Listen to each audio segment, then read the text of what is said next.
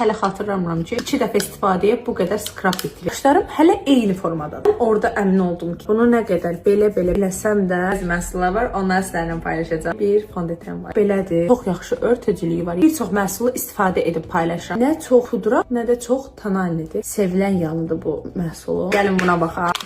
Gözlərin altı üçün peeling effekti verir. Qalır gözlərinizin altın. Ay, davam eləyək. Saçı fendən öncə yandırmamaq üçün bir vasitədir. Ətri o qədər gözəldir ki, fen yeyəndə istifadə edilmək yaxşıdır. Gəlin çıxardaq. Harda sizcə yandırma effekti deyilən bir şey var? Keçək növbəti məhsula. Bildiyiniz bütün skrapları unudur. Artıq yarısından çoxu yoxdur. Hələ xatırlamıram ki, 2 dəfə istifadəyə bu qədər skrap bitirir. Neçə də məhsul var. Belə bir qaş geli dəyilə bilən lastik formasındadır. Bitirirəm artıq. Onu sizə göstərmək istəyirəm. Bütün qaşlarımı yuxarı. Yəni effektə baxın.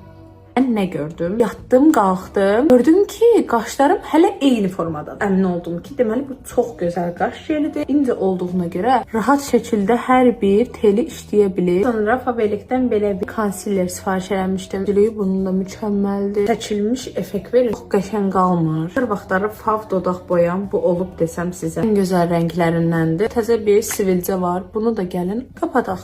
Oldu. Oha! Bunun da yox oldu.